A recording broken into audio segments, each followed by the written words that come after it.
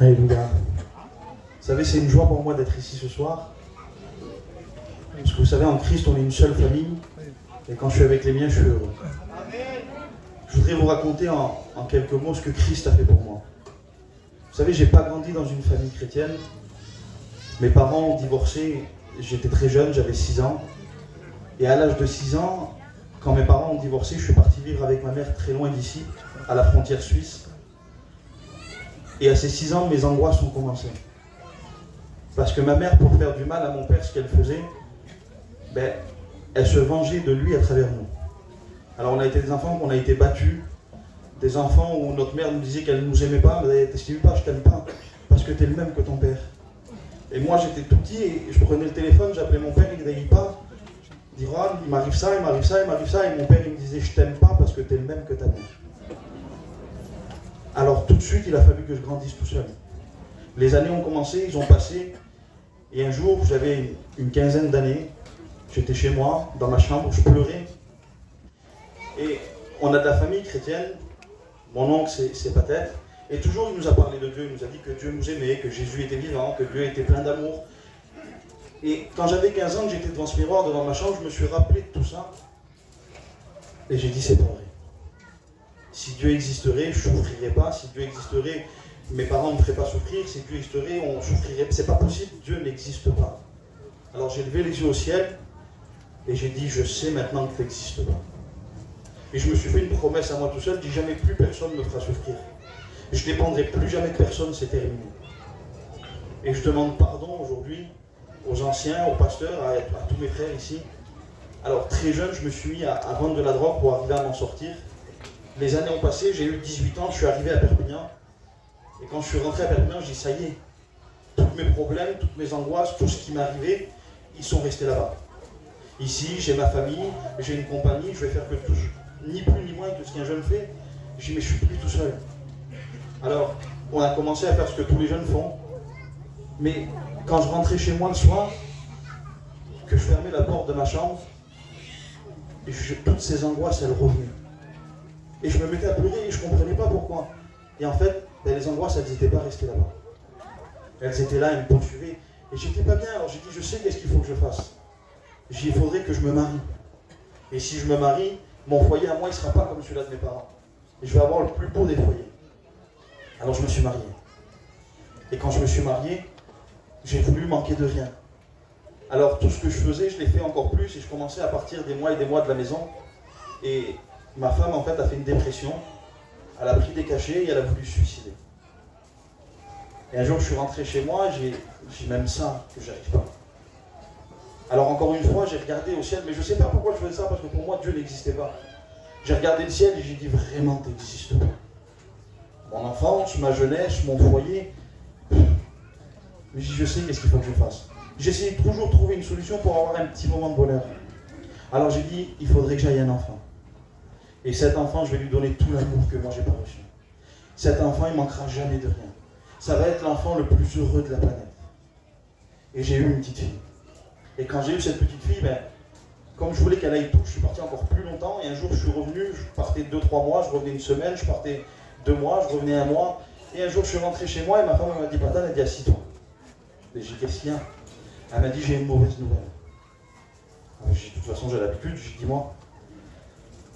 Il dit, ta fille, on l'a amenée au docteur. Il dit, regarde. Et ma fille, elle avait 3 ans. Elle ne parlait pas, elle ne marchait pas, elle ne faisait rien, elle se tapait toute seule, elle criait, il fallait que ma femme l'aille constamment dans les bras. Et là, elle m'a dit, assis-toi, j'ai quelque chose à te dire, on a amené ta fille au docteur, et ta fille est autiste. Elle fait des crises d'épilepsie, elle a un retard mental, ta fille est malade.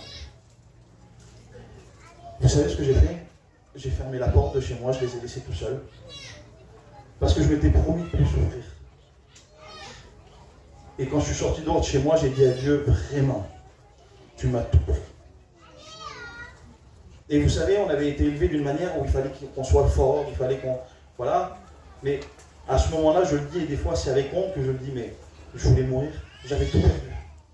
J'avais pas eu mes parents, j'avais pas eu une belle enfance, ni une bonne jeunesse. Mon mariage était détruit, mon foyer était détruit, ma femme se voulait suicider, elle prenait des cachets, et maintenant mon enfant était malade, j'ai dit ça existe, c'est pas possible. Et un jour, ma femme, elle vient, elle me dit, Patan, elle dit, il faut une réunion comme ce soir, là. Elle me dit, laisse-moi y aller. J'ai dit, ça n'existe pas. Si tu y vas, ça ira pas. Et elle a ouvert la porte de la chambre de ma fille était allongée, elle était là, elle ne bougeait pas, c'était visuel, on voyait qu'elle avait une maladie. Et elle m'a dit, regarde, elle dit, on a tout vu. On a été dans tous les docteurs, on l'a amené partout. Il dit, il n'y a rien à faire. Et si ça serait vrai? Et pour qu'elle me laisse tranquille, je lui ai dit, vas-y. Je lui ai dit, mais moi, je ne viens pas. Alors elle a pris ma fille, elle est partie à la réunion. 1h30, 2 heures après, elle est rentrée à la maison. Et quand elle est rentrée à la maison, elle a ouvert la porte de chez moi et elle souriait. Ça faisait des années que je n'avais pas vu ma femme sourire. Et elle avait un grand sourire et elle me disait, Patan, je suis plus malheureuse. J'ai plus envie de mourir. J'ai rencontré Jésus. Et moi, quand elle m'a dit ça, je dis, mais t'as pas le droit de dire ça. Tu ne peux pas être heureuse. Regarde notre vie, regarde notre foyer, regarde notre enfant. Et tu dis que tu es heureuse. Elle dit, attends, elle dit, j'ai pas fini. Elle dit, ils ont prié pour ta fille. Et ils m'ont dit que dans 1 semaine, elle serait totalement guérie. Mais moi, quand ils m'ont dit ça, je me suis mis très en colère. Parce que je me suis dit, dans 1 semaine, elle ne sera pas guérie parce que Dieu n'existe pas. Et j'ai dit, le pasteur qui a prié pour ma fille, il vient de détruire encore plus ma vie. J'ai dit, parce que quand elle ne sera pas guérie, ma femme va refaire une dépression. J'ai dit, alors qui c'est qui a prié pour ma fille? C'est tel pasteur. J'ai dit, d'accord, c'est quand la prochaine réunion? Elle me dit, jeudi. Et j'ai dit, jeudi, je vais à la réunion. Alors chez moi, tout le monde était content parce que j'allais à la réunion et je leur disais, non, non. Et avec le respect que je dois à tout le monde, et ça avait compte aujourd'hui que je le dis, j'ai dit, jeudi, je rentrerai dans l'église, j'irai voir le pasteur qui a primé pour ma fille, et je frapperai ce pasteur. J'ai dit, parce que ça ne me fait pas rigoler. Mais il s'est passé quelque chose de bizarre, c'est que pendant tout ce temps-là, je disais à ma femme, jeudi la réunion, et elle me disait, oui, oui. 1 jour, 2 jours, 3 jours, et dans 2-3 jours, il y a la réunion là. Elle me disait, Patan, ça fait 3 fois que tu me le dis. Et je dis, c'est bizarre comment elle réagit. À travers elle, j'ai vu qu'elle croyait à quelque chose de vrai. Alors jeudi, j'ai été à la réunion. Quand je suis rentré dans cette église, le pasteur, il n'était pas encore là. Alors j'ai attendu. Et au bout d'un moment, j'ai eu honte. J'ai dit, ça fait honte. Je ne peux pas faire ça. Alors je me suis assis. Et quand je me suis assis, le pasteur est rentré, il a commencé à prêcher, à chanter. Je vous dis honnêtement, je ne me rappelle pas tout ce qui a été dit. Et à un moment donné, la réunion a pris fin. Et ça me tardait que ça finisse pour aller le voir. Et le pasteur a pris le micro et dit, on va passer aux annonces. Pour lui, c'était terminé. Mais pour Jésus, ça commençait. Il y a une prophétie qui s'est levée. Et elle m'a dit ça. Mon fils, j'en avais assez. On ne m'avait jamais dit mon fils, on ne m'avait jamais dit qu'on m'aimait. J'avais jamais été heureux en une phrase que Dieu venait de me dire, mon fils. Il venait de pénétrer mon cœur et ça a été une explosion. Et il m'a dit ça, mon fils, quand tu avais 15 ans, que tu étais dans ta chambre, que tu pleurais, que tu levais les yeux vers moi, et il t'a dit que je n'existais pas. Il dit, moi, jusqu'à aujourd'hui, j'étais avec toi. À ce moment-là, je n'ai pas compris ce qui se passait parce que c'était quelque chose que j'avais dit à personne. Alors j'ai fermé mes yeux et j'ai fait une prière dans ma tête pour que personne n'entende. Et j'ai dit, je ne sais pas si c'est toi. Je ne sais même pas si tu existes. Mais si c'est vrai, je voudrais que tu fasses ça. Que tu me dises que toute la réunion, ça a été pour moi. Que tu me dises que tu viens d'entendre la prière que j'ai faite dans ma tête. Et je veux que tu répondes avec mes propres mots. Si tu fais ça, je croirais que tu existes. Et j'ai ouvert les yeux. Et est-ce que vous voulez savoir qu'est-ce qui s'est passé? Un homme s'est levé, il a prophétisé, et il m'a dit, mon fils, j'ai entendu la prière que tu viens de faire dans ta tête. Oui, tout ce qui a été fait ce soir, c'était pour toi. Et je réponds avec tes propres mots. À ce moment-là, Église, il m'est tombé quelque chose dessus, je ne comprenais pas. Je demandais pardon et je disais merci. Il y avait un amour qui était en train de m'envahir. Et laissez-moi vous dire quelque chose, à ce moment-là, je n'ai pas rencontré un pasteur, je n'ai pas rencontré une église, je n'ai pas rencontré une manière de faire. J'ai rencontré la plus belle personne de l'univers qui s'appelle Jésus-Christ. Je suis sorti de cette église, j'ai pris ma fille et ma femme, je suis parti dehors. Quand je suis sorti dehors, je regardais les arbres, c'était beau. Je regardais le sol, il était beau, tout était beau. Je disais, Mélina, c'est beau. Elle me disait, mais qu'est-ce que t'as? J'ai vite, on va chez nous. Je suis rentré chez moi, je me suis assis. Et pour l'une des premières fois de ma vie, j'ai fait ça. Fini. Plus d'angoisse, plus de problème. problème, une joie qui était en moi, je ne comprenais pas ce qui m'arrivait. Et ma fille, je regardais ma fille, elle était malade, mais pour moi, ça y est, c'était le plus beau de tous les enfants. J'ai pris ma fille dans les bras, et elle avait comme des petits boudons, et les pas dit que ça te fait mal, des pas te fait mal.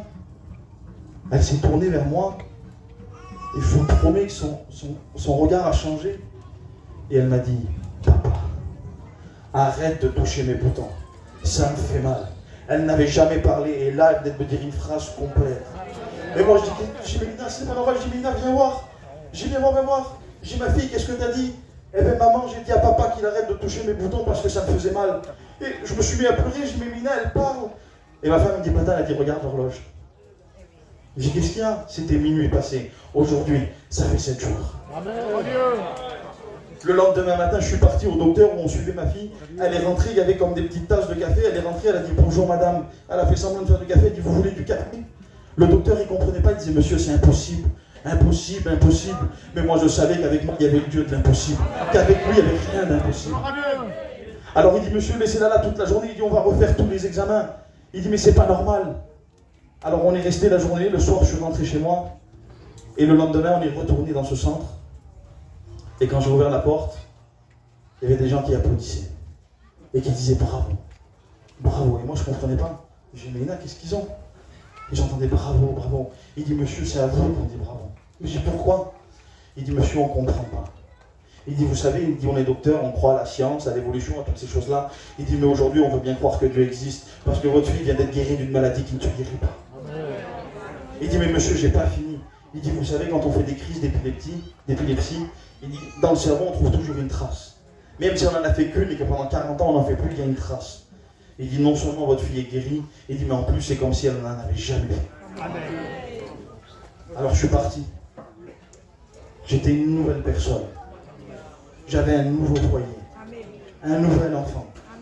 Alors, j'ai dit, viens, on va passer 2-3 jours en vacances. Et je me suis fait prêter une voiture. Donc, c'était même pas ma voiture. Et moi, ça faisait 3 jours que j'avais fait une expérience avec Christ. Et quand je suis monté dans cette voiture, je voulais mettre un peu de musique. Ni l'idée de mettre un cantique, je voulais mettre de la musique.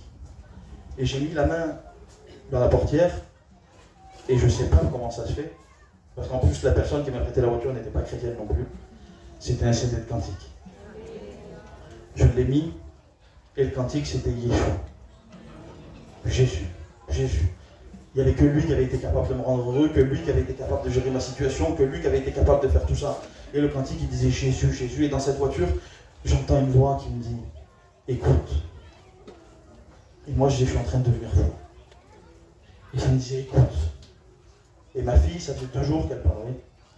Elle a passé la tête entre les 2 sièges et elle m'a chanté le cantique entier avec toutes les paroles. Et Dieu m'a dit tu vois, ta fille ne pouvait pas parler. Et aujourd'hui, elle chante des cantiques à ma gloire. Aujourd'hui, ma fille, elle a 7 ans.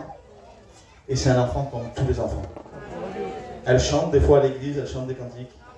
On a élevé cet enfant dans les voies chrétiennes. Et aujourd'hui, on fait tout ce qu'on peut pour Dieu. Et vous savez, on dit souvent ça à la fin d'un témoignage. Si j'ai quelque chose si j'ai un conseil à vous donner, je n'ai pas de conseil, moi je suis très jeune. J'ai aucun conseil à vous donner. Par contre, j'ai une réalité à vous dire. Jésus sauve. Amen. Jésus libère. Jésus guérit. Jésus est capable de transformer n'importe quelle situation. Et Jésus, ce soir, il est là aussi au milieu de nous. Que Dieu vous bénisse.